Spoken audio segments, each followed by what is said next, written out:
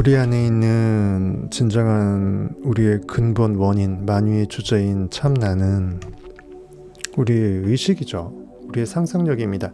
우리가 무의식 중에 상상을 안 하는 것 같지만 뭔가는 생각하고 있고요. 그것이 잠재의식에 스며들어서 전 우주의 만유의 주제의 노릇을 합니다. 그 권능을 나도 모르게 인식해서 권능을 발산하지만 인간은 현실에 반응당해서 고깃덩어리로 살면서 진짜 참 나의 실체를 모르고 그냥 반응만 하다가 계속 반응만 하다가 죽어요.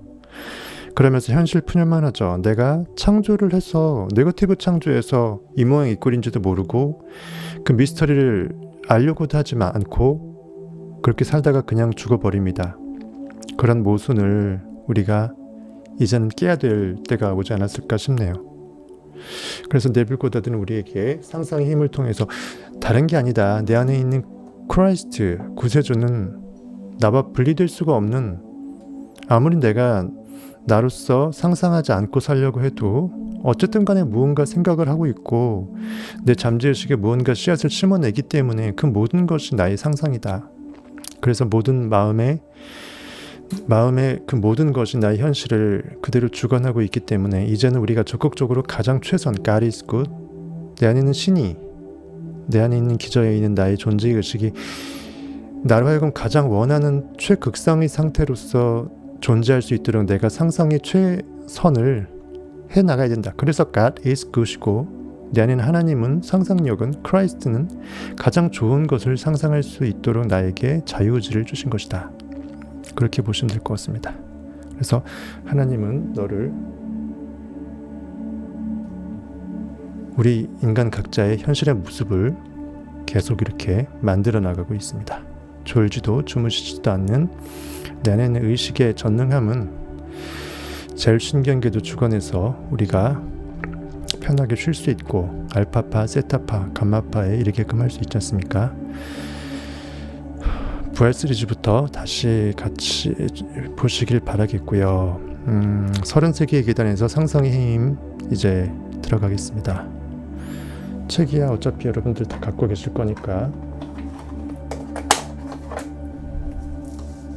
이 책입니다. 이 책이니까 이 상상의 힘은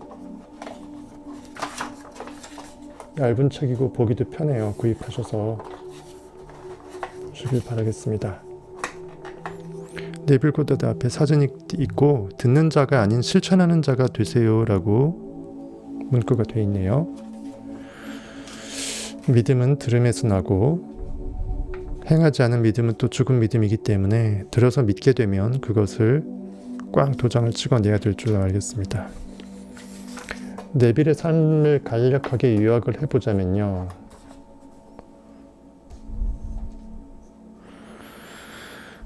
(1905년부터 1972년) 사이에 생존 인물이었고요. 영국 령의 그 서인도 제도, 바베이도스죠. 그 출생의 형이상학자이자 강연자이다. 현재의 수수께끼로 대두되는 끌어당김의 법칙을 1930년대에 강연했다고 하는데 저는 진정한 진리를 강연했다고 생각을 하고 싶어요. 지금 끌어당김의 법칙 관련된 그런 강사 수준이 아니기 때문에 성경을 진리 그대로 파헤친 것이고 그 중에 여러 가지 중에 하나가 이렇게 상상의 현실을 창조하기 때문에 끌어당김의 법칙으로 불려질 수는 있겠지만 너무 네빌 고다드의 수준을 사람들이 그 후세에서 격하시켜서 마치 그냥 신사상운동 이런 끌어당김 법칙의 어떤 선두주자 정도로밖에 생각하지 않는 것이 뭔가 문제가 있다고 저는 생각을 합니다. 진정 성경을 제대로 봐낸 진리자라고 볼 수 있겠죠.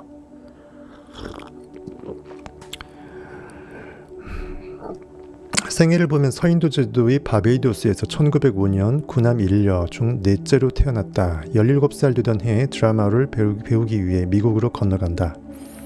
생계를 위해 댄스 생활을 하던 중 친구가 소개해준 책을 통해 형이상학을 접한다. 그렇게 형이상학에 대한 관심이 높아가던 중 그 당시 까발라, 성경의 비유적 해석, 히브리어, 상상의 법칙 등에 대해 강연하던 에티오피아 랍비인 압둘라를 만나게 된다. 그의 강의에 매료된 네빌 고다드는 7년 동안 매일 그에게 법칙에 관한 것들을 모두 배운다. 그 후 자신이 깨달은 것과 경험한 것을 로스앤젤레스, 뉴욕, 샌프란시스코를 중심으로 미국 전역에 강연을 한다. 그의 강연은 모두 만원 사례를 이룬다. 그의 초반 강의 핵심은 상상현실을 창조한다. 여러분들 모두가 성공할 수 있다. 부자가 될 수 있다. 마음만 먹으면, 내가 마음속에 그래서 느껴내면 그것이 현실이 된다. 이러한 것들을 이제 맥락으로 해서 주로 했고요. 이것을 법칙이라고 말합니다. 마음의 법칙, 진리도 법칙이죠. 진정한 이치니까 이치란 말 자체에 법칙이 들어가 있습니다. 압둘라는 네빌에게 2번의 죽음이 올 것이라고 예언했었고, 여기서 죽음이란 과거의 시야로부터 벗어나 완전히 새로운 시야를 갖게 되는 경험을 상징적으로 표현한 단어이다. 그 첫 번째 죽음은 그가 뉴욕에서 바베이도스에 가고 싶다는 소망이 생겼을 때이다. 그는 자신의 상상력을 사용해 소망을 현실로 만들어내는 첫 번째 경험을 하게 된다. 다들 알고 계시죠?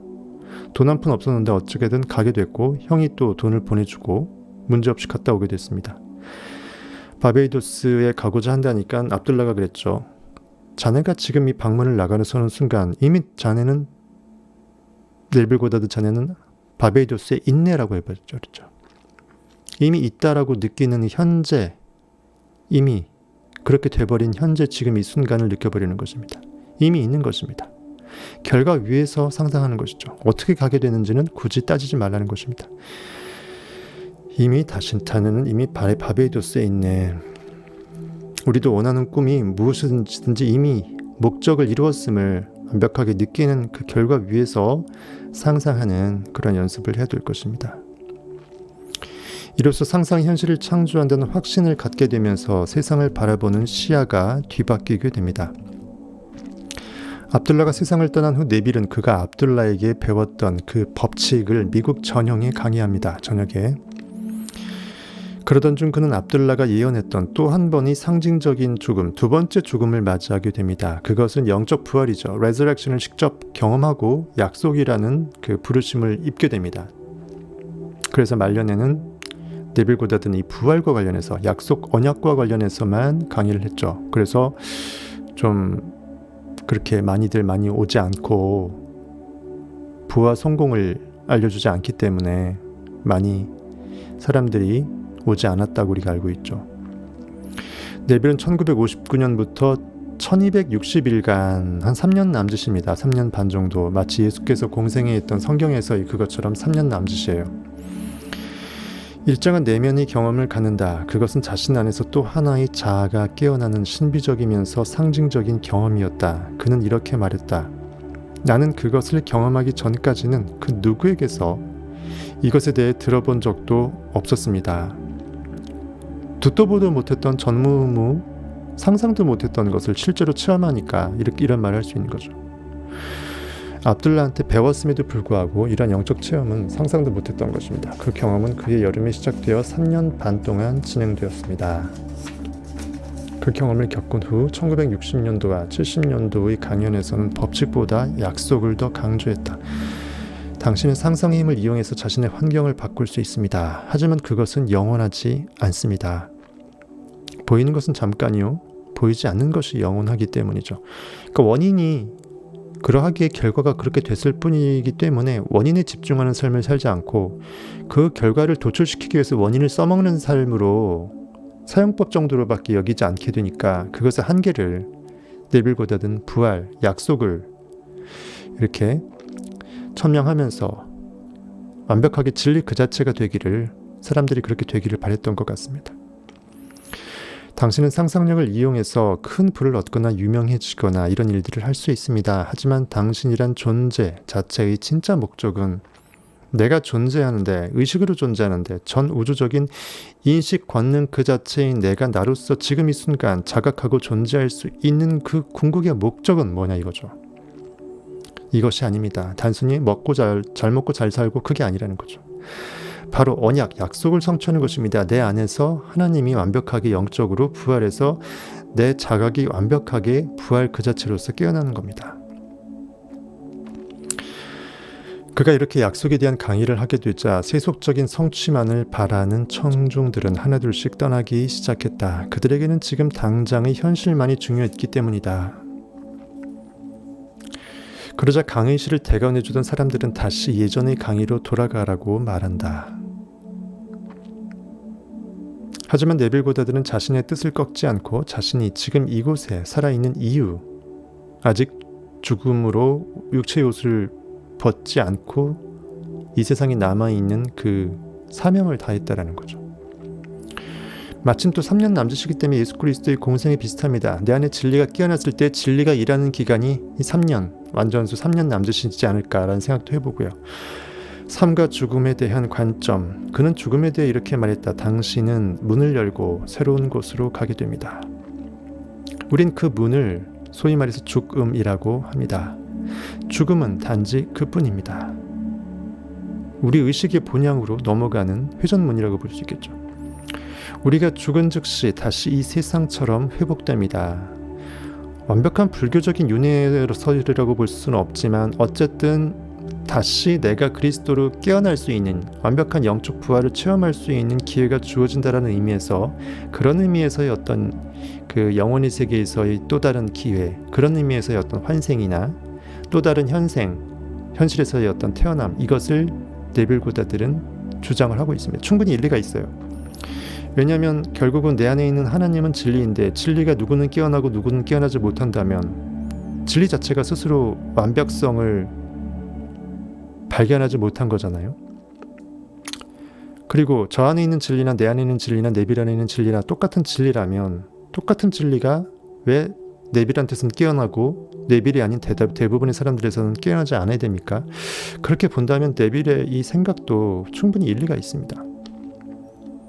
단지 저는 이제 큰 의미가 없다고 보는 게, 우리가 태어났을 때 전생이 있다고 알고 태어나는 갓난아기가 어디가 있으며, 그렇죠? 내가 원바따로 태어났는지 아니면은 1번 타자였는지 아니면 8번 타자인지 9번 타자인지 알 수가 없다라는 거죠. 그러니까 결과적으로 내가 전생에 있었던 2번, 3번 타자였는지 아니면 첫번 타자였는지 생각하는 건 무의미하다는 겁니다. 중요한 건 지금 이 순간 사람은 나를 자각하고 있고요. 자신의 인식이 지금 이 순간 현생에서 육체의 옷을 입고 있다면 그것을 벗는 데까지가 내 처음이자 마지막 무대라고 생각하고, 여기서 내가 제대로 된 환골탈태를 해서 진리로 거듭날 수 있다면 굳이 다음 새롭게 태어날 수 있는 기회가 주어질 수 있는 다음 생애로 굳이 그 기회의 바통을 넘길 필요가 있겠습니까? 저는 그렇게 생각합니다. 우리가 죽은 즉시 다시 이 세상에서 회복됩니다 라고 네빌은 얘기합니다. 지금 이 땅에서 가졌던 것과 같은 문제를 지니면서 그 세상에서도 우리의 정체성을 이어가게 됩니다. 그곳에서도 성장하고 결혼하고 이곳에서 지녔던 죽음에 대한 공포도 똑같이 지닌 채 죽습니다. 만약 약속을, 네빌이 겪었던 그 약속, 부활 시리즈의 15편에서 나왔던 그 약속의 체험을 경험하지 못한 채 육체의 옷을 벗게 되는 그 죽음을 겪게 된다면 자신의 과업을 가장 잘 성취할 수 있는 장소를 골라서 그곳에서 태어나 죽고 태어나 죽고를 반복한다고 네빌은 얘기합니다. 그러다가 결국 당신 안에 그리스도가 생겨나면, 즉 내가 영적으로 완벽하게 깨어나면 하나님과 나는 동체라고 예수께서 얘기했기 때문에 내가 결국 하나님이 돼버린 거죠. 성부 하나님이기도 한 것입니다. 그때 당신은 부활의 아들이 되어 더 이상은 이 죽음의 세상, 현실의 3차원 단면에 투사될 일이 없다라는 거죠. 가장 궁극의 원인 세계의 4차원의 의식 그 자체, 시스템 그 자체, 진리 그 자체로서 완벽하게 복귀된다라는 것입니다. 이 죽음의 세상에 돌아오지 않습니다.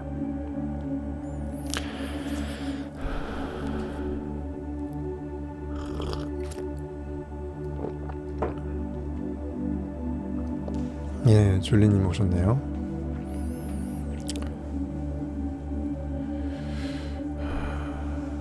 삶과 죽음에 대한 관점, 그리고 이제는 우리가 되게 멤버십이고 편하기 때문에 뭐 어떤 구애도 필요 없기 때문에 꼭 한번 할 때 어떤 분량까지 해야 된다, 어떻게 끝마쳐야 된다는 그런 것도 없어요. 그냥 제 마음대로 하겠습니다. 필 땡기면 성경을 좀 더 많이 해석하고 어떨 때는 한 번에 한 챕터 안 나가고 반 챕터만 나가고 성경 해석을 엄청 많이 할 수도 있으니까 제 마음대로 하겠습니다. 마음 가는 대로 할게요. 컨디션이 좀 안 좋으면 조금 이제 조절해서 그만둘 수도 있고 너무 길게 안 할 수도 있고 휠 땡기면 길게 할 수도 있습니다. 멤버십이 좋은 게 그게 좋네요. 삶과 죽음에 대한 관점. 그는 죽음에 대해 이렇게 말했다. 당신은 문을 열고 이건 얘기했던 건가? 얘기했던 거죠. 그는 자신이 죽기 전 강의에서 이렇게 말했다. 제게 주어진 시간이 짧다는 것을 전 압니다. 곧 나는 육체의 옷을 벗을 거를 네빌은 알았던 거예요. 전 이 땅에서 제게 주어진 일들을 다 마쳤기 때문에 다 이뤘도다라고 해서 예수께서 숨을 거뒀잖아요. 바로 그것입니다.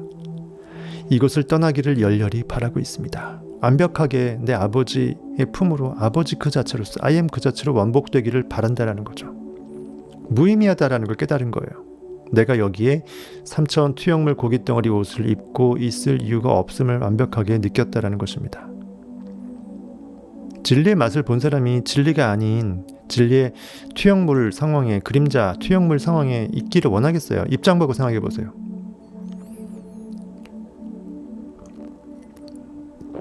약속은 이미 제게서 이루어졌기에 전 이 3차원의 세상으로 다시 돌아오지는 않을 것입니다. 하지만 제가 어디에 있든 저는 지금 이곳에서 여러분들을 알아보는 것처럼 그곳에서도 여러분들을 알아볼 것입니다. 왜냐하면 우리는 사랑이란 무한한 끈 안에 묶여있는 한 형제이기 때문입니다. 하나의 의식 시스템이라는 거죠. 여기서 형제라는 게 고깃덩어리 형제를 말하는 게 아니에요. 성경에서도 항상 형제라고 표현되죠. 형제끼리 서로 사랑하라고. 즉 내 마음의 상태끼리입니다. 즉 우리의 의식은 하나의 시스템, 의식 원 시스템이기 때문에 하나의 신의 원리이기 때문에 거기서 시스템 1, 2가 따로 없기 때문에 그 안에서 하나로 존재한다는 거죠. 결국 세상 사람들은 네빌을 가장 위대한 신비가로 인식하게 될 날이 오게 될 것입니다.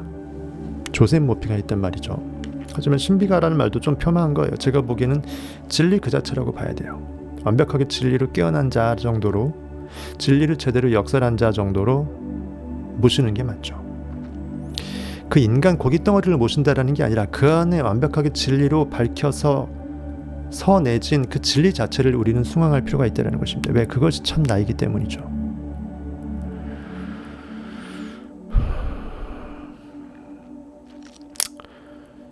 제가 네빌 베이스로 성경을 제대로 해석하면서 완벽하게 깨어나다 보니까 네빌이 이런 의미였구나라고 완벽하게 저도 이해가 돼서 단순히 네빌이 그냥 누구한테 압둘라한테 한번 배워서 썰푼 정도의 그런 사람이 아니에요. 72년 10월 1일 67세의 나이로 이 땅의 삶을 마쳤다. 압둘라의 또 다른 제자였던 그 유명한 조셉 머피, 머피의 법칙 그 머피입니다. 조셉 머피는 네빌에 대해서 이렇게 신비가로 최고의 신비가로 인식될 것이라 라고 돼 있죠. 같이 동문서하겠지만 조셉 머피 책에는 형이상학적인 게 많이 결여되어 있어요. 표면적으로 성경을 해석해서 그것을 일반 쉬운 글로 다시 번역했거든요. 성공하고 부자가 되는 일반적인 상상의 법칙으로 써먹기에는 조셉 머피 수준도 충분합니다. 하지만 진정한 진리나 성경의 형이상학적인 진정한 정수에 물을 깃기 위해서는 한참 부족하죠. 조셉 머피는. 물론 의도해서 그것을 회피한 것도 있습니다. 조셉 머피가 조금 부족한 부분도 있지만 네빌에 비해서 그와 무관하게 의도해서 그 종교적인 색채를 안 띠고 진리를 흩어버릴 수 있도록 한 장본인으로 본다면 또 굉장히 혁혁한 역할을 한 거라고 볼 수도 있겠죠. 최면이란 피암시자를 암시의 가장 수용적인 상태로 만든 후에 잠재의식의 하나의 인상을 각인하는 방법입니다. 우리는 그것을 통해 잠재의식의 변화가 생길 때 현실에서 어떤 변화가 일어나는지 알 수 있습니다. 암시자는 피암시자를 최면 상태로 유도한 후에 당신은 12시가 되면 창문을 엽니다. 라는 식으로 암시를 줍니다. 그리고 아무 일도 없었다는 듯 피암시자를 최면 상태에서 깨워 돌려보냅니다. 평소와 같은 일상을 보내던 피암시자는 12시가 되었을 때 무슨 12시에 만나요 브라보콘도 아니고 뭡니까 이게. 갑자기 창문을 열고 싶은 충동을 느껴 창문을 실제로 엽니다. 왜 내가 여는지도 영문도 모르고 프로그램된 대로 실제로 창문을 엽니다. 우리는 자유롭게 원하는 것을 선택하고 원하는 일을 한다고 생각합니다. 하지만 그것을 골랐던 선택의 충동은 과연 어디로부터 주어졌을까요? 네빌 고다드는 우리의 행동 중 많은 부분이 잠재의식에 각인된 인상에서 주어진다고 합니다. 내 마음에 새겨진 내 믿음, 느껴진 그 씨앗의 그 형체 그대로, 이미지 각인 그대로 나는 현실에 투영된다는 거죠. 그래서 그는 우리가 현재의식만을 보면서 자유의지가 있다고 말하는 것은 착각이라고 말합니다.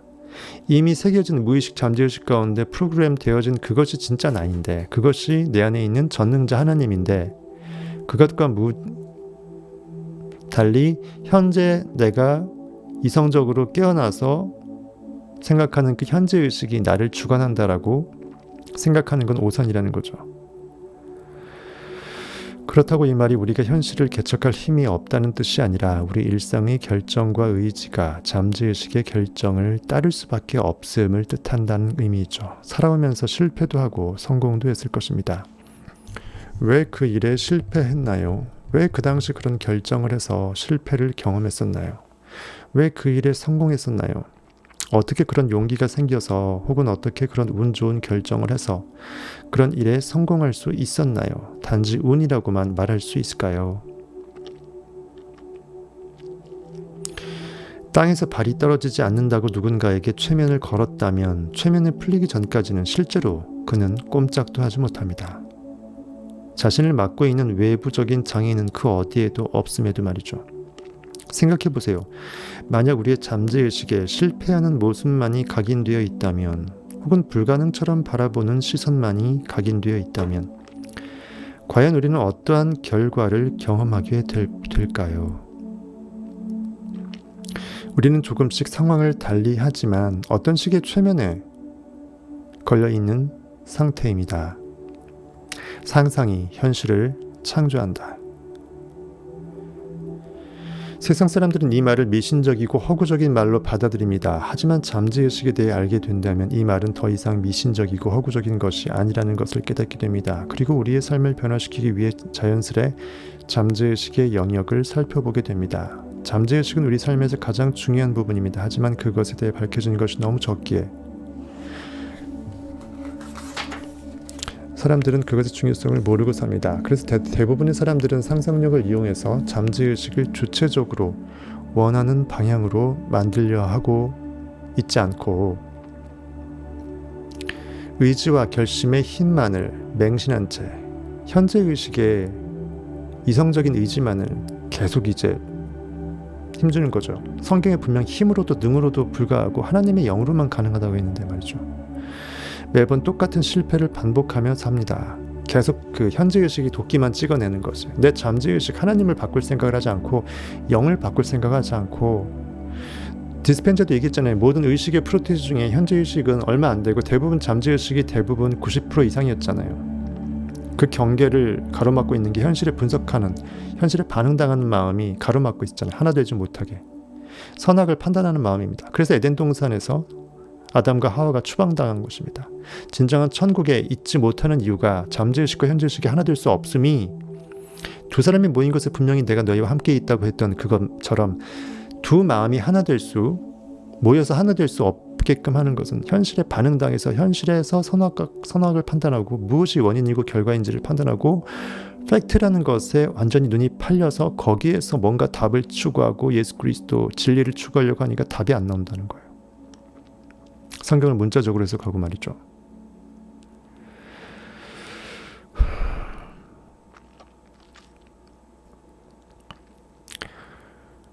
이 네빌 고다드의 강의를 읽고 잠재의식의 중요성을 깨닫기를 바랍니다. 이 말은 지금 30세기 계단 이 출판사 대표 이상민 씨의 말이에요.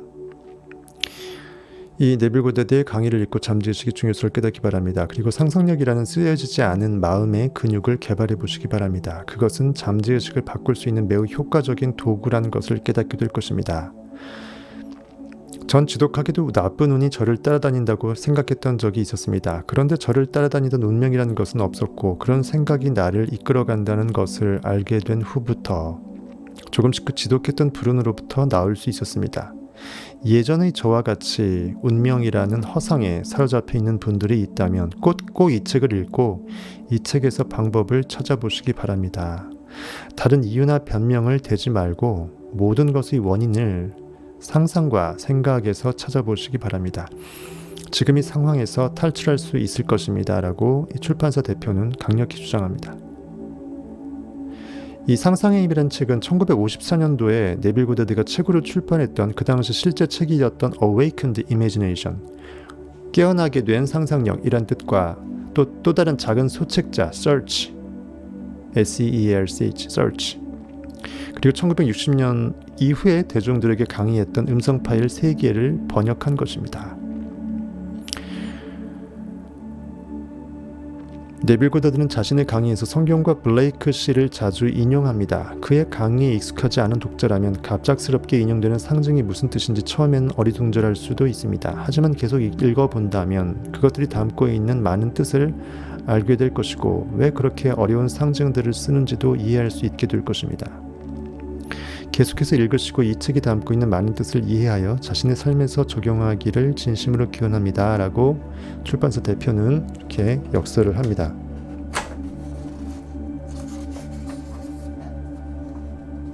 아직까지도 출판사 대표는 저한테 연락이 없어요.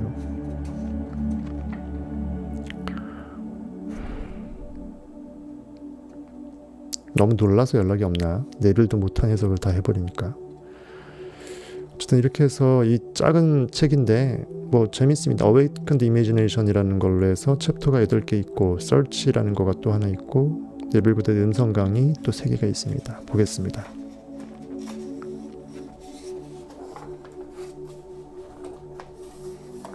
오늘 12시에 월드컵 마지막 예선 경기 조별리그 경기가 있는데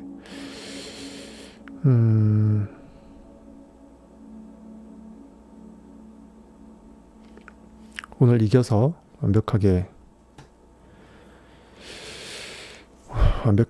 이겨서 16강 진출을 하기를 바라겠습니다. 일본처럼.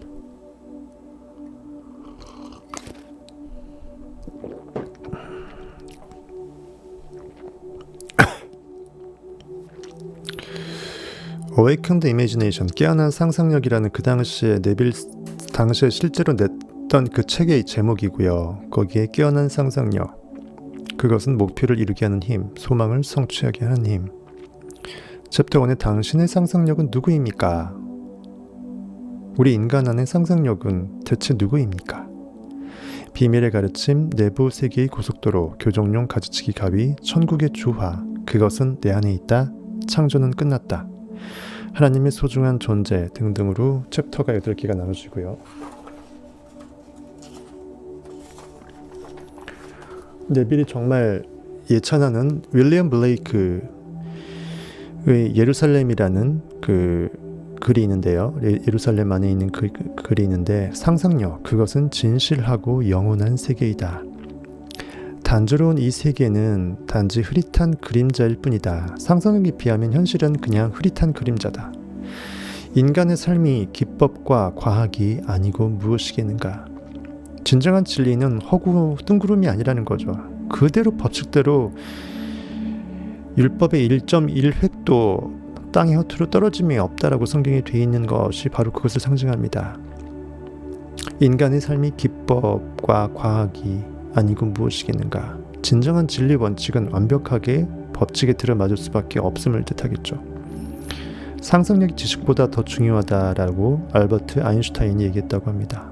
상상력이 지식보다 더 중요하다.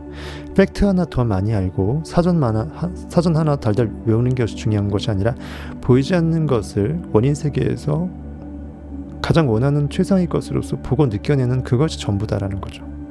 어차피 현실은 그것이 투영되는 걸 뿐이니까. 첫 번째 챕터에 Who is your imagination? 당신 안에 있는 상상력은 무엇입니까?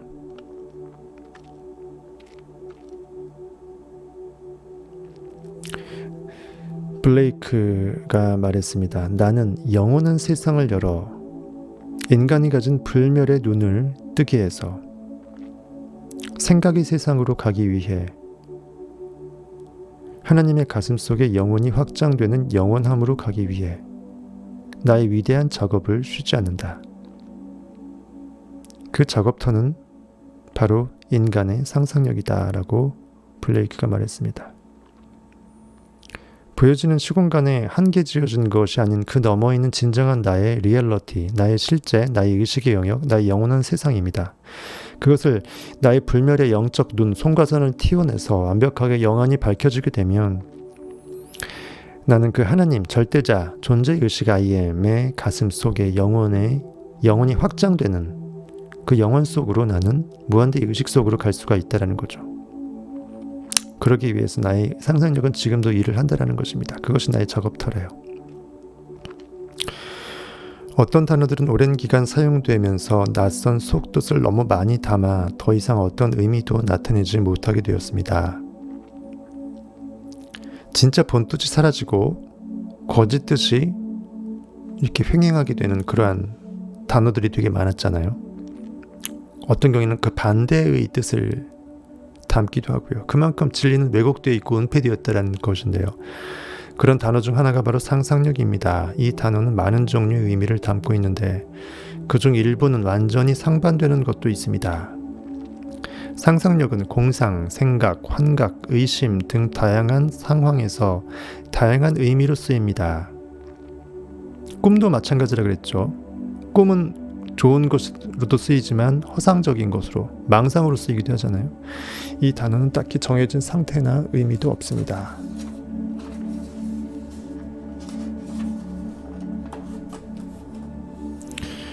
예를 들어 우리가 어떤 사람에게 상상력을 좀 이용하라고 말할 때는 그 사람의 현재 사고관이 특정한 일을 하기 너무 틀에 박혀 있다는 뜻을 담고 있습니다. 너 틀에서 빠져나와라는 뜻으로 하는 얘기죠. 하지만 어떤 상황에서는 한 사람의 생각을 그저 순전히 내 상상력에서 나온 거지 라고 표현한다면 그 생각이 부적절하다라는 의미에서 폄하하는 거죠. 너의 망상일 뿐이야 이거잖아요. 또한 질투심이 강하거나 의심이 많은 사람을 상상력의 피해자라고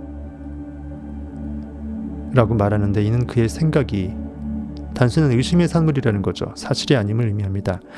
그러다 잠시 후 우리는 어떤 사람을 상상력이 풍부한 사람이라고 칭찬하면서 최고의 찬사를 마다하지 않죠. 이처럼 상상력은 특정한 의미가 없습니다. 그냥 귀에 붙이면 귀걸이고 코에 붙이면 코걸이에요. 사전도 도움이 안 되기는 마찬가지입니다. 사전에서는 상상력을 다음과 같이 정의하고 있습니다. 첫째, 무언가를 생생하게 그려내는 마음의 힘이나 마음의 활동, 건설적이거나 창조적인 원칙. 두 번째는 환영. 세 번째, 비이성적인 개념이나 믿음.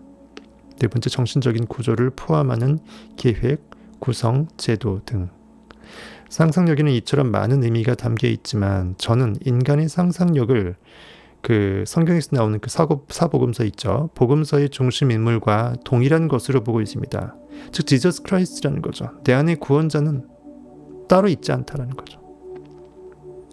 상상 현실을 창조해서 나를 내가 원하는 상태로 구원해 줄 수 있다면 그것이 크라이스트 아니겠습니까?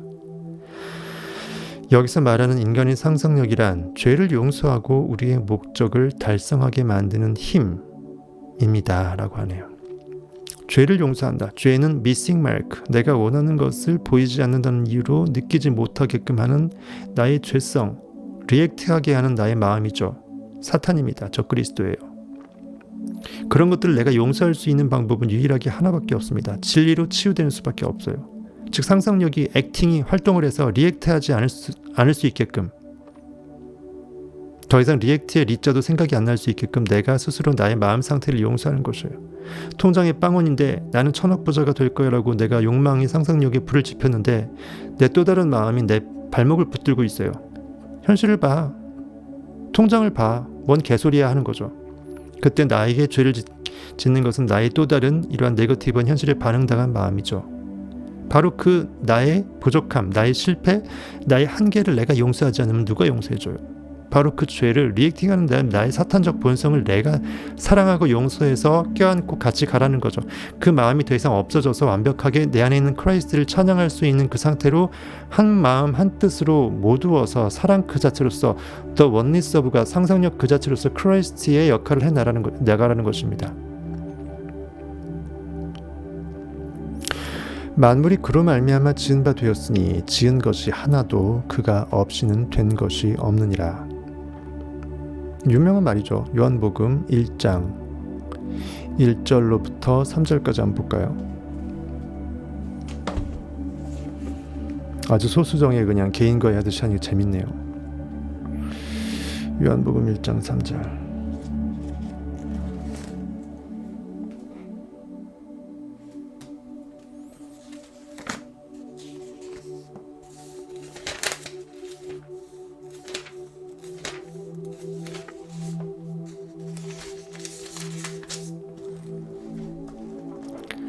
태초에 말씀이 계시니라. 이 말씀이 하나님과 함께 계셨으니 이 말씀은 곧 하나님이시니라. 그가 태초에 하나님과 함께 계셨고 만물이 그로 말미암아 지은 바 되었으니 지은 것이 하나도 그가 없이는 된 것이 없느니라. 태초 모든 것이 결과물로 창조되기 직전의 원인 세계에 지금 이 순간 현재로서 존재할 수밖에 없는 그 영혼의 세계를 말합니다. 결국 지금 이 순간이에요. present, 선물로 주어지는 지금입니다. 지금 내가 잠재의식이 어떤 상태에 있느냐에 따라서 어떠한 말씀의 욕망이 심겨져 있느냐에 따라서 그 말씀은 일을 하게 되죠. 로고스, 예수 그리스도, 상상력, 욕망을 말합니다. 그것이 말씀이 계시니라. 이미 있다. I am. 존재의식, 의식이 생명력을 입고 I am that. 나의 욕망이 이미 성취되었음을 내 의식은 믿음으로 존재 지우고 있고 의식 그 자체로서 이미 말씀은 있다라는 것입니다. 이 말씀이 하나님과 함께 계셨으니 이 말씀은 곧 하나님이시니라. 이 말씀 욕망은 의식의 힘을 입지 않으면 아무 힘이 없기 때문에 의식 시스템 안에서 하나님 안에 말씀 로고스가 예수 그리스도가 거하지 않으면 상상력, 욕망, 말씀은 아무 힘이 없어요. 당연히 백그라운드 하나님 의식의 시스템과 함께 있을 수밖에 없습니다.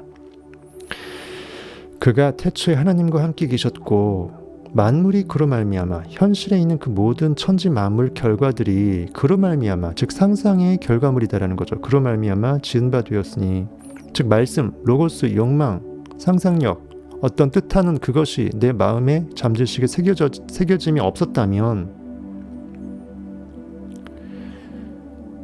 지은 것이 하나도 그가 없이는 된 것이 없느니라. 그 모든 것이 그렇게 될 수 없었다라는 거죠. 즉 욕망이 없으면 동기부여가 없으니까 그 결핍을 채워내고자 하는 욕망이 없으면 결핍은 여전히 결핍대로 계속 있고 그것을 채우고자 하는 동기부여가 없기 때문에 현실은 계속 그 모양 그 꼴대로 계속 있을 거니까 새롭게 창조될 거가 없겠죠. 그때 쭉 제가 요한복음 다 해설을 해드렸었습니다. 1장 쭉 훑어서 해드렸는 거 예전에 있으니까 한번 보시고요.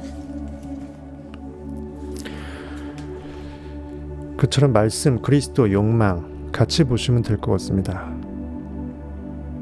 즉 상상력이 없어서는 현실의 그 무엇도 존재 지어줄 수 없다라는 거죠. 투영물이 있기 위해서는 녹화된 필름이 있어야 되고 녹화된 필름 원본이 없으면서 그것이 스크린에 투영될 수는 없다라는 거죠. 세상에는 오직 이 한 가지 상상력만이 있을 뿐이다. 그래서 인간은 단지 상상력이다 이거죠. 인간은 단지 무제한으로 녹화시킬 수 있는 동영상 카메라 필름이라는 거죠. I am that. 나는 이미 그이라. I am he. 거기서부터 우리의 모든 것이 변형되어 나왔습니다. 그는 멸시를 받아 사람들에게 버림받았으며 슬픔의 사람이며 질곡에 익숙한 자라. 이사야서 53장 3절인데요. 이것도 지난번에 봤던 적이 있죠. 봅시다. 이사야 53장 3절. 오랜만에 저기 디스펜저 책에서 고깃덩어리 책에서 영적인 책으로 나오니까 너무 특이하지 않으세요?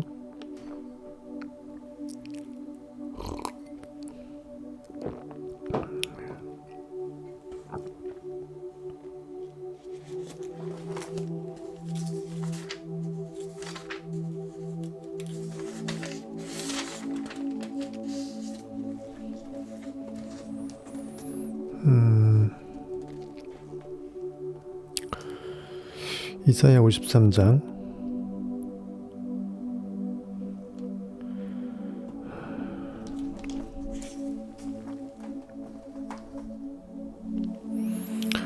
쭉 한번 읽어보십시다. 이것도 제가 했던 말씀인데 53장 1절부터 보면요. 우리가 전한 것을 누가 믿었느냐? 여호와의 팔이 누구에게 나타났느냐? 그는 주 앞에서 자라나기를 연한 순 같고 메마른 땅에서 나온 뿌리 같아서 고운 모양도 없고 풍채도 없은즉 우리가 보기에 흠모할 만한 아름다운 것이 없도다. 인간이 그토록 진리 크라이스트 상상력을 없이 여기고 보여지는 어떤 그 틀에 박힌 자신만의 그릇된 그 우물을 가리고 있는 그 우물 입구의 돌을 진리라고 바라보면서 성경을 표면 문자로 바라보고 십계명도 그렇게 바라보는 어긋난 진리의 가치관을 이렇게 질타하면서 하는 말입니다. 우리가 전하는 것을 누가 믿었느냐? 과연 누가 그것을 믿어냈느냐 이거죠. 여호와의 팔이 누구에게 나타났느냐? 즉 창조주 하나님의 전능의 힘이 누구로부터 그렇게 존재 지어질 수 있냐 이거죠. 연한 순 같고 마른 땅에서 나온 뿌리 같고 모양도 풍채도 없는 흠모할 만한 아름다운 것이 없어 보이는 그만큼 우리가 스스로 멸시천대를 시켰다라는 거예요. 그는 멸시를 받아 사람들에게 버림받았으며 간고를 많이 겪었으며 질고를 아는 자라. 사람으로 의인을 시킨 것입니다. 아는 자. 진리는 사람이 아니에요. 마치 사람들이 그에게서 얼굴을 가리는 것 같이 누가 사람을 보기 싫어하면 얼굴 가려버리잖아요. 안 봐버리잖아요. 손으로 가리잖아요. 멸시를 당하였고 우리도 그를 귀히 여기지 아니하도다. 건축자들의 버린 돌이 모퉁이 돌이 되었잖아요. 상상력 아무 의미 없다고 개무시했다가 자기가 멍 때리면서 상상당하고 현실에 반응당하니까 현실에서 내가 굉장히 원치 않는 죄악 속에 빠져들어가잖아요. 나한테 덫이 돼버리잖아요. 내가 무시했던 상상력이 양날의 검으로 나한테 나의 비수가 되는 거예요. 그는 실로 우리의 질고를 치고 우리의 슬픔을 당하였거늘 우리는 생각하기를 그는 징벌을 받아 하나님께 맞으며 고난을 당한다 하였노라. 그처럼 무가치하게 여겼기 때문에 우리는 성경을 문자적으로 보다 보니까 예수께서 벌을 받아서 마치 이렇게 하나님한테 심판받아서 죽은 것처럼 또 성경을 볼 수도 있잖아요. 여러 가지 다의적으로 해석되는 것입니다. 내 안에서 진리가 무시당하는 그 상황을 말하기도 하고 다의적인 해석입니다. 해석이 가능합니다. 그가 찔림은 우리의 허물 때문이요 그가 상함은 우리의 죄악 때문이라. 우리의 허물과 죄, 현실에 반응당해서 당함으로 인해서 액트하지 못하는 것이 상상력을 없이 여기는 것이잖아요. 나의 허물과 인간의 허물과 죄악, 이성과 오감에 매몰된 팩트 지상주의적인 고깃덩어리 마인드가 내 안에 있는 진리를 없이 여긴다는 것이에요. 그가 찔리게 되는 것이고 그가 상하게 되는 것이라는 거죠. 그가 징계를 받음으로 우리는 평화를 누리고 그가 채찍에 맞음으로 우리는 나음을 받았도다. 이처럼 내 안에 있는 참 나가 이렇게 징계와 채찍 가운데 거하게 되므로 우리는 역설적이게도 평화와 나음을 받을 수 있는 수혜자가 될 수 있다는 거죠. 우리는 다 양 같아서, 양이라는 것은 우리 이제 양떼들 말합니다. 우리 마음을 상징해요. 금방 우리의 마음은 이따가도 수르르 흩어지고 없어지듯이 제대로 다스리지 않으면 그 마음이 유지되기가 쉽지 않죠. 양들은 눈앞에 30cm도 못 봅니다. 우리는 다 양 같아서 그릇 행하여 각기 제 길로 갔거늘 다 뿔뿔이 흩어졌다라는 거죠. 여호와께서는 우리 모두의 죄악을 그에게 담당시키셨도다. 현실의 죄악에서 벗어날 수 있는 방법은 죄에서의 구원은 구원자가 구원 행위를 할 때만 가능하죠. 그것이 내 안에 있는 마음의 상태를, 현실에 반응당하는 상태를 완벽하게 구원할 수 있는 구원자가 구원해줄 상태예요. 내 영이 깨어나는 것이에요. 아무리 여태까지 70번씩 7번 내 형제가 나에게 범죄 저지르듯이 내 마음의 상태가 나의 진리의 깨어남을 방해했다 할지라도 내 마음의 상태를 계속 붙들고 하나됨으로 용서하는 거죠. 언제든지 지난 것을 그대로 잊어버리고 완벽하게 깨어나는 것입니다. 그가 곤욕을 당하여 괴로울 때에도 그의 입을 열지 아니하였음이며 마치 도수장으로 끌려가는 어린 양과 털 깎는 자 앞에서 잠잠한 양같이 그의 입을 열지 아니하도다. 즉 상상력은 아무 말을 안 해요. 묵묵히 일하죠. 잠재울 시간 아무 말을 안 해. 하나님은 없는 듯하면서 일 다 하고 있어요. 우리가 양날의 검으로 어떻게 쓰던 우리가 쓰는 그대로 사용당해요. 진리는 어느 때나 진리 그 자체로서 법칙이 어그러지거나 문제되지가 않아요. 무조건 진리 그 자체로 현실을 창조합니다. 그것을 상징한 것이에요. 도수장에 끌려가는 어린 양처럼 털 깎는 자 앞에서 잠잠한 그 양같이. 어쨌든 이렇게 해서 쭉쭉쭉 이어지는 이사야 말씀이 연결이 됩니다. 상상력이 이게 비슷한 게 제가 모퉁이돌 믿음으로 걸어란가요? 그거 할 때 설명해줬죠. 베드로전서 2장 1절에서 10절 모퉁이돌 건축자들이 버린 돌이 모퉁이돌이 되었다. 머릿돌이 되었다. 상상력이 인간들에게 없으임 당하다가 진리가 깨어나게 되면 진리가 모든 현실을 완벽하게 바꾸고 파괴시키고 진정한 주님의 몸된 교회는 보이는 저 성전이 아니라 그 모든 돌들이 전부 다 돌 위에 돌 하나도 남지 않고 전부 다 깡그리 무너질지언정 진정한 성전은 나였다. 내 안에 있는 의식이 깨어나면 그것이 하나님이 거하시는 성전이었다라는 거죠. 내 상상력이 제대로 된 모퉁이돌, 주춧돌 역할을 한다는 것입니다. 베드로전서 2장 1절에서 10절 잘 했던 건데 그것도 한번 볼까요? 자세하게는 제가 예전처럼 다 이렇게 똑같은 했던 걸 똑같이 또 상세하게 다 못해요. 그거 보시기 바라겠습니다. 단편도 제가 올렸던 기억이 나는데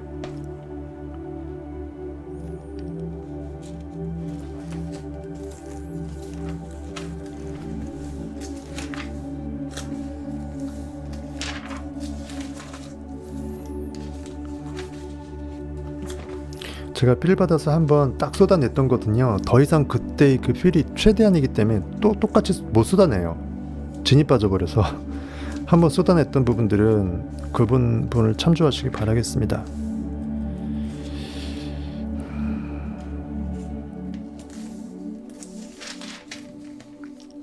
베드로전서 2장 1절에서 10절 보게 되면요. 그러므로 모든 악독과 모든 기만과 외식과 시기와 모든 비방하는 말을 버리고 내 마음의 상태끼리 더 이상 이렇게 부정적인 생각은 그냥 개나 줘버리고 갓난아기들 같이 순전하고 신령한 젖을 사모하라. 갓난아기들이 순전하게 신령하게 자신의 먹을 것을 이렇게 빨아먹듯이 완벽하게 내가 먹어야 될 영적 자양분을 흡입하는 데 집중하라는 거죠. 의식의 생명력을 계속 빨아당기라는 거죠. 진리를. 이는 그로 말미암아 너희로 구원에 이르도록 자라게 하려 함이라. 너희가 주의 인자하심을 맛보았으면 그리하라. 내 주가 종을 벌하지 않고 주가 주로서 깨어나게 되면 종을 끌고 가잖아요. 현실을 창조하잖아요. 진정한 인자라는 것은요. 어질다, 자유롭다, 사랑입니다. 내가 나를 용서하고 현실의 결과물들에 반응당했던 과거의 모든 기억을 아예 무시해버리고 그대로 잊어주는 거예요. 돌이키고 고치는 것입니다. 회개시키는 것이에요. 주의 인자하심이 내 상상력 그 자체입니다. 상상력은 깨어나는 순간 더 이상 현실의 선악을 판단하지 않아요. 여태까지 내가 어떻게 살았는지 나를 자괴하지도 않고 나를 반성시킨다고 나를 벌세울 그 바보 같은 짓을 안 해요. 순간 깨어나는 순간 가장 최고의 순간에 나는 이미 이루어졌음을 느끼기 바쁘기 때문에 끝단에서 가리스코 최고를 외치면서 내 안에 찬양받기 합당한 하나님을 찬양할 것이기 때문에 완벽하게 나를 용서하고 사랑하기 때문에 인자하실 수밖에 없어요. 주의 인자하심을 맛보았으면 그리하라 그 말이에요. 사람에게는 버림받 되었으나 인간 안에 참 나인 하나님이 인간 안에서 죽어 낮아빠지고 있죠. 현실에 반응당해서 고깃덩어리를 매몰되어 있어요. 상상력이 쓸모없다고 무시당해서 버림받았다는 것입니다. 하나님께는 택하심을 입은 보배로운 산 돌이신 예수께 나아가 사람에게는 버림받으였으나 하나님께는 택하신 밭임을 입은 하나님과 한 몸이고 전 온 우주의 만유의 주제이기 때문에 당연히 택하신 받을 수밖에 없는 보배롭다. 정말 보배롭다. 그리고 살아있다. 그리고 돌이다. 이 돌은 그 믿음의 반석, 주춧돌, 제대로 건물을 지어낼 수 있는 반석이라는 뜻이에요. 상상력은 믿음 베이스로 제대로 지어낼 수 있잖아요. 베드로 베이스로. 보배로운 산 돌이신 예수께 나아가. 예수 저기 있고 내가 여기 있고 예수께 나아가는 게 아니라 내가 예수로서 진리로서 가까이 깨어나는, 진리가 나와 점점 거리가 없어지는, 가까이 있는, 점점 가까이 다가가는, 즉 내가 진리로 깨어나는 그것을 상징하는 것입니다. 너희도 산돌같이 신령한 집으로 세워지고 살아있는 진정한 생명력 있는 돌, 믿음의 반석, 지저스가 되라는 거죠. 신령한 집, 영이 거하는 의식의 공간의 집입니다. 예수 그리스도를 말미암아 하나님이 기쁘게 받으실 신령한 제사를 드릴 거룩한 제사장이 될지니라. 이러한 상상력, 깨어난 상상력인 크라이스트, 나의 구원자로 말미암아, 글자 그대로 나를 구원시키잖아요. 내 영이, 내 의식 시스템이 상상력을 얼마나, 나 자체이기도 한 나의 마음의 상태의 창조의 권능을 얼마나 하나님이 예수 그리스도를 이뻐할 거예요. 그거예요. 하나님이 기쁘시게 받으실 신령한 제사, 진정한 영적 예배라는 거죠. 뭐 고깃덩어리 태우는 제사가 아니라 보여지지 않는 진정한 영적 제사, 예배라는 것이에요. 그것이 바로 상상력이 상상 행위에 빠져있는 몰입의 상태예요. 그것이 바로 아벨이 제사를 지었던 양의 첫 새끼로 제사를 지었다고 하는 그것입니다. 가인의 제사는 받지 않았다는 게 그것이에요. 현실에 반응당한 가인은 제사 지를 영적인 산물이 없는 거예요. 하지만 내 마음의 상태의 첫 새끼가 있다라는 거예요. 산물이 있다라는 것이에요. 상상하게 된 달란트가 늘어나고 결과물이 성취가 되면서 내 영이 깨어나잖아요. 성경에 기록되었을 때 보라 내가 택한 보배로운 모퉁이 돌을 시온에 두노니 그를 믿는 자는 부끄러움을 당하지 아니하리라. 시온은 굉장히 영광스러운 성소입니다. 즉 내 마음이 깊숙한 진리에 거하는 하나님 우편이겠죠. 보배로운 모퉁이 돌, 보라 내가 택한, 하나님이 택한, 내 의식, 영이 택한, 진리가 택한 모퉁이 돌, 머릿돌은 나의 상상력 크라이스트다. 내가 영으로 깨어나는 진리 그 자체다 이거죠. 그를 믿는 자, 즉 상상력이 현실을 창조한다라는 것을 내가 믿고 느껴내는 자는 부끄러움을 당하지 아니라 하리라. 부끄럽다라는 것은 쉽게 말해서 현실에서 내가 그것을 믿었음에도 불구하고 배신당할 수밖에 없는 수치스러움이잖아요. 부끄러움과 수치는 인간의 가장 우리가 싫어하는 인간의 밑바닥이거든요. 그럴 일이 없다라는 것이에요. 존귀 여길 수밖에 없는 가장 소중한 상상력이 나를 더욱더 사람들로 하여금 존귀 여기게끔 만들지 내가 부끄러움 당할 일이 있을 수 없다라는 것입니다. 그러므로 믿는 너희에게는 보배이나, 믿는 자에게는 굉장히 보배죠. 최고의 진리의 검이니까. 도끼의 왕망이잖아요. 두드리면 다 나오잖아. 하지만 믿지 아니하는 자에게는 양날의 검으로서 상상력을 개무시해서 마음대로 생각하고 마음대로 느끼고 현실에 반응당하면서 열받아하고 모든 것을 리얼 팩트적으로 그대로 그냥 해석해서 잘근잘근 씹어버리면 나만 하는 게 없죠. 다 제 탓이고 상황 탓이고 내 탓은 아무것도 없고, 이처럼 믿지 아니하는 자에게는 건축자들이 버린 그 돌이 모퉁이의 머릿돌이 되고, 건축자들이 성을 쌓으려 그래.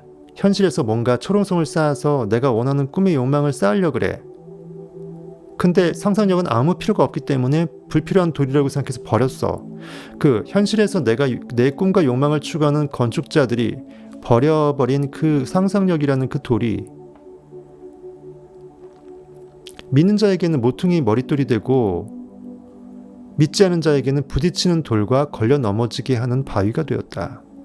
걸림돌이 되는 거예요. 방해물이 되는 거예요. 오히려 이것 때문에 내가 이걸 무시했다가, 내가 하나님을 무시하게 되면 하나님이 나를 무시한다 그랬죠. 내가 나를 무시하게 되면 내가 나를 무시하게 돼요. 같은 말입니다. 내가 나 안에 있는 참나를 무시하게 되면 그 참나가 나를 무시한다니까요. 내가 진리를 없이 여기면 진리가 나를 없이 여겨요. 진리의 양날의 검의 특성입니다. 그래서 하나님 무조건 선하신 거예요. 우리가 사용한 대로 그대로 우리는 사용당하는 것이니까. 결과 지어지는 것이니까. 하나님을 양날 중에 선이 아니라 악의 날로 써버리면 상상력을 개무시해버려서 상상당해버리면, 현실을 상상당해버리면 현실을 그대로 팩트에 걸려 넘어져서 계속 그 수렁에 다람쥐 쳇바퀴 악순환이 되는 것이에요. 얼마나 무서운 말씀입니까? 부딪히는 돌과 걸려 넘어지게 하는 바위가 되었더라. 조그마한 돌이 이젠 커져서 바위가 되었어요. 개무시했던 이 상상력 돌이 엄청난 암벽 바위가 돼버린 것이에요. 넘사벽. 어쨌든 이렇게 했던 기억이 나죠. 조금 더 그땐 자세하게 했으니까 예전 방송 보시고요.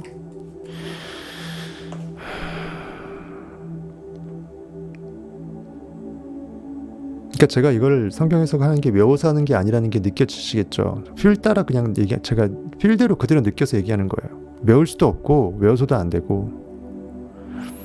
상상력이 바로 현실로 통하는 관문입니다. 블레이크는 이렇게 말했습니다. 인간은 하나님이 괴짝 할 때 괴예요. 내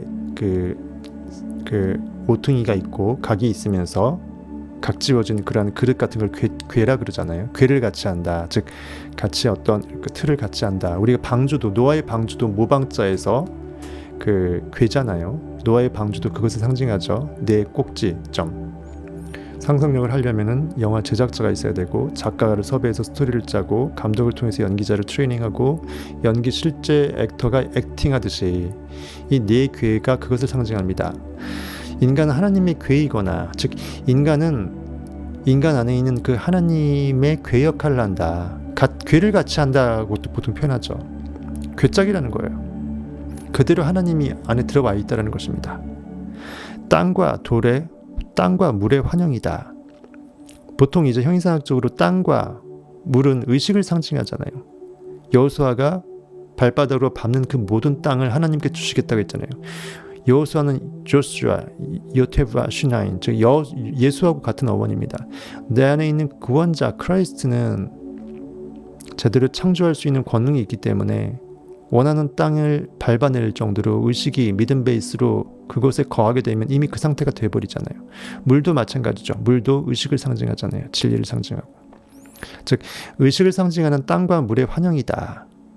의식이 그대로 투영된 거니까 땅과 물의 환영이다라는 말이 틀리지 않죠. 역시 블레이크는 형이상학자답게 굉장히 꼬아놨습니다. 인간은 하나님의 괴이거나 땅과 물의 환영이다. 인간은 천성적으로 감각에 예속된 자연의 유기체일 뿐이다. 즉 고깃덩어리적으로 본다면 반응당하는 오토메이션 리액터가 마땅하다라는 거예요. 단백질 덩어리 그 이상이 아닐 수 있다라는 거예요. 껍데기만 보면. 하지만 인간의 영원한 육체, 진정 영혼 속에 거하는 현존하는 실존적 자각으로서의 실체 몸뚱이리는 몸신자는 신신자이고 믿을 신자라 그랬죠.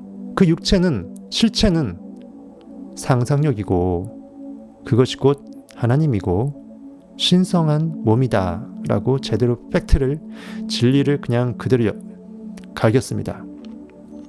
예수 그리스도, 우리는 그의 일부이다. 나는 포도나무여 너희는 가진이라고 성경이 되어 있잖아요. 포도나무에 붙어있는 가지는 포도나무인가요? 가지인가요? 아니면 나무 쪼가리인가요? 포도나무예요. 가지도 포도나무예요. 실제로 열매는 포도나무 몸통에서 안 열리고요. 가지에서 열려요.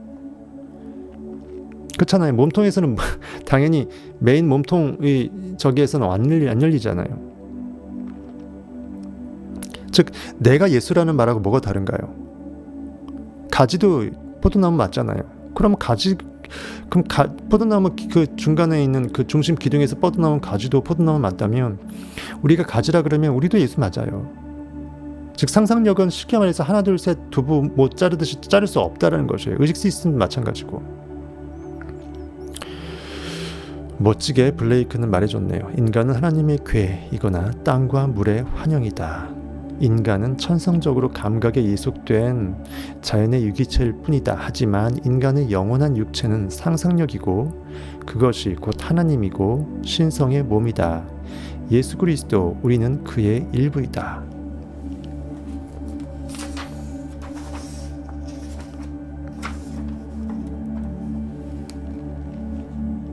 원래 오늘 피곤해갖고 안 하려고 그랬는데 그 월수금으로 한다고 제가 제목에 홈페이지에 해놔서 다음 주부터 하려다가 오늘 했거든요. 오늘은 길게 못하겠습니다.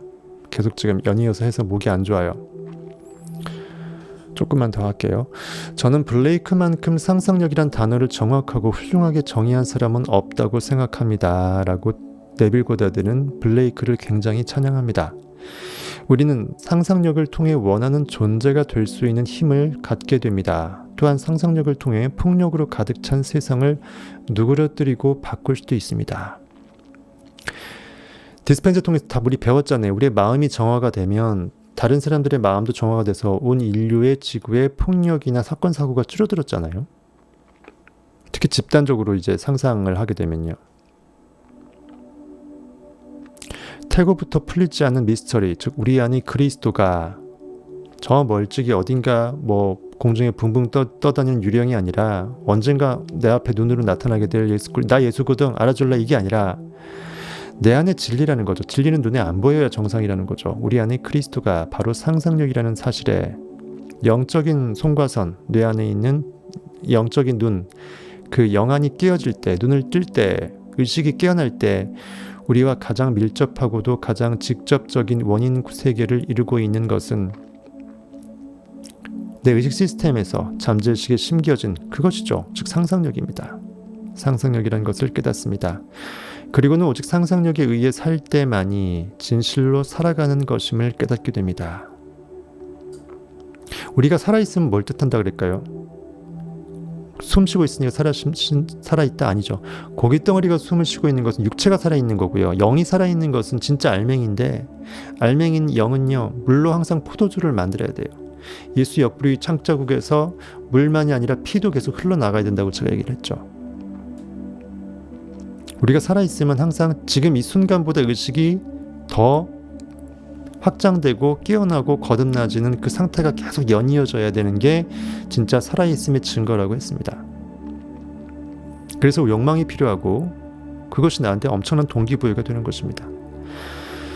저는 이 책이 가장 단순하면서도 가장 분명하고도 가장 솔직한 작품이 되길 바랍니다 하면서 이 상상의 힘 책에 대해서 작지만 중요하다고 얘기했어요. 그때 당시는 이 책이 이제 Awaken the Imagination이라고 해서 더 작은 소책자였잖아요. 전 그렇게 만들 수 있으리라 생각됩니다. 저는 여러분이 상상력을 활용하고 불멸의 눈을 떠서 여러분의 시선을 생각의 세상으로 돌리기를 바랍니다. 현실의 눈을 감고 의식의 영의 세계로 내가 원하는 것을 느껴내는 그 이미 다 모든 것이 이루어졌음을 느껴내는 그 상태의 몰입에만 그대로 거하라는 것입니다. 그곳에서 여러분의 마음속의 모든 소망을 이미 수확할 때가 되어 하얗게 익어버린 그 곡식, 성경에 나오잖아요. 결과 위에서 생각하라는 것입니다. 이미 다 된 밥에서 먹기만 하면 되는 거죠. 여호수아와 갈렙과 12 정탐꾼이 갔을 때 우리가 메뚜기라고 봤지만 여호수아와 갈렙은 아니다, 저들은 우리의 밥이다, 먹으면 된다 이거죠. 다 된 밥상에 먹으면 된다고 생각하는 마인드하고 우리는 도저히 넘사벽이라서 우리는 메뚜기다라고 해서 스스로 자기를 축소시켜버리는 거하고 결과는 명확관화하잖아요. 항상 상상할 때는 이미 모든 것이 결과가 되어버렸고 정상 위에 나는 깃발을 꽂았고 그것을 상상하라는 그것을 성경에서는 알려주기 위해서 이미 수확할 때가 되어서 하얗게 익어버린 곡식으로 비유된 것이에요. 굳이 추수할 때까지 4개월을 기다릴 필요가 없다라는 그 이야기입니다. 성경의 얘기. 결과 위에서 I am that. 나는 느껴버리면 끝이라는 것이에요.